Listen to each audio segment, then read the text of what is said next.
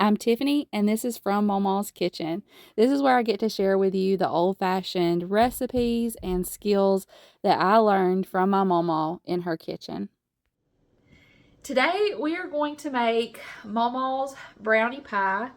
I like to make this year-round, but around the holidays, it's one of my go-tos to take as a dessert to get-togethers, and I want to share it with you. Growing up, I made this more times than I could possibly count. Mama always kept the things on hand that we would need to bake this, so if we were at her house and wanted to bake, she always had the things for brownie pie. It's pretty simple ingredients. I'm going to show you the recipe in my recipe book here. If you've never heard me talk about this, my mama got me this when I got married.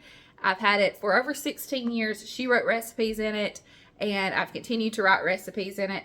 I will show you the recipe for Mamaw's brownie pie, and I'll show you the ingredients that we need. It's really pretty simple.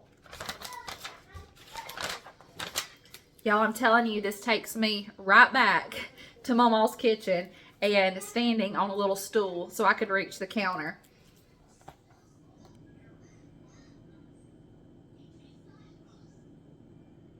My pie crust is still in the freezer. I'll get that out in just a second. You could also make a homemade pie crust. Mama just always kept pie crust in the freezer, so this is really easy to put together.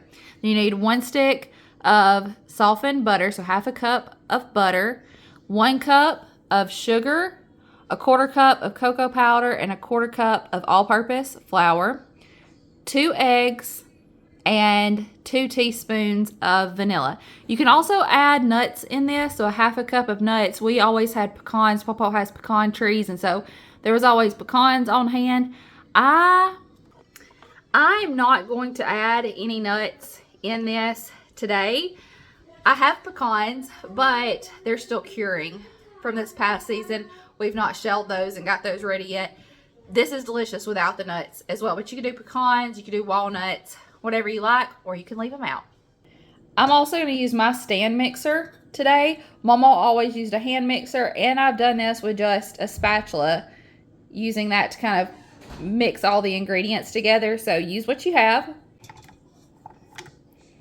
My oven is also preheating to 350 degrees Fahrenheit.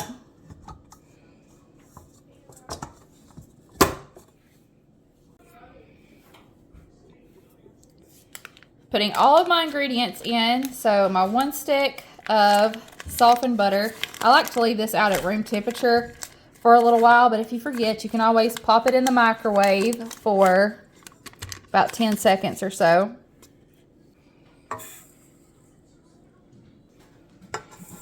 There's my 1 cup of sugar.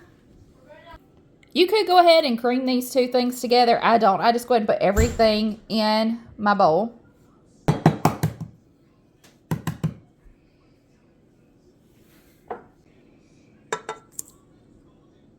2 eggs, and those are such a beautiful color. Those are from our chickens. I always make a mess with cocoa powder. 1/4 cup of cocoa powder. Are you baking if you don't make a little bit of a mess? 1/4 cup of all-purpose flour. And the recipe says 2 teaspoons of vanilla, but what we always did was 2 capfuls, so that's what I'm going to do.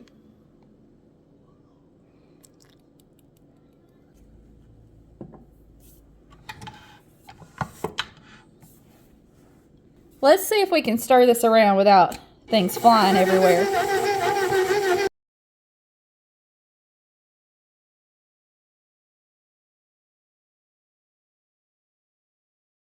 You want to make sure everything is nice and combined. If you still have some chunks of butter, that's perfectly fine. Don't overbeat this. Just get everything good and combined. All right, let me get my pie crust out and show you what we're going to do next. We're not pre-baking this pie crust, but I still take a fork and prick it to keep the crust from puffing out. So I'm just going to prick that a few spots around the crust, and then we'll put our mixture right in. This is a 9-inch regular pie crust.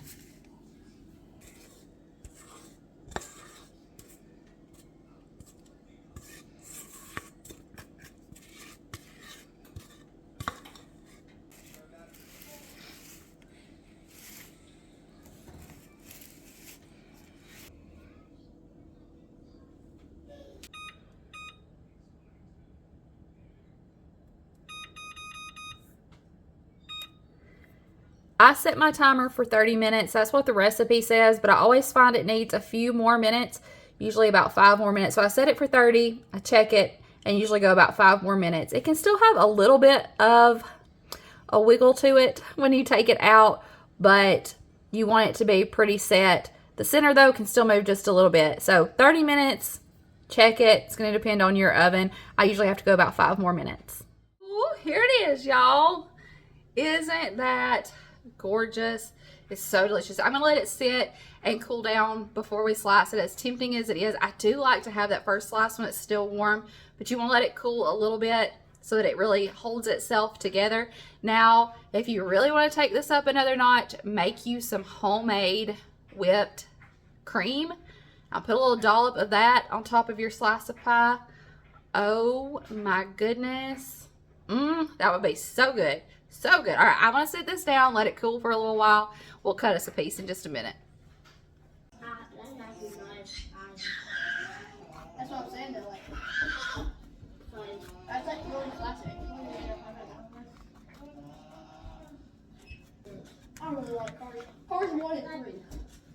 2 is terrible.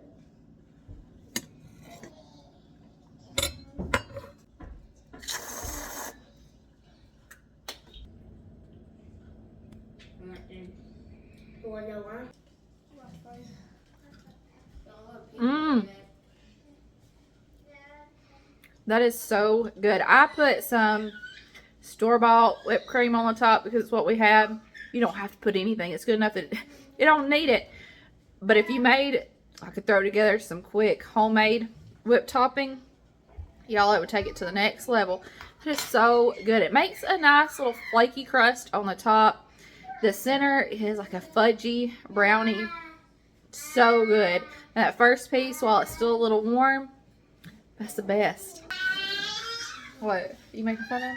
No, just because it was one of those brownie pies and we heard that it was, so like. Oh, you were wondering if it was brownie pie? The kids are ready for some. They said, "Is that brownie pie?" They're excited to get them a piece. I'll help you with it if you want me to. You got it? I mean, you can do it if you want to. Use the other knife to cut it and then use that to scoop it out.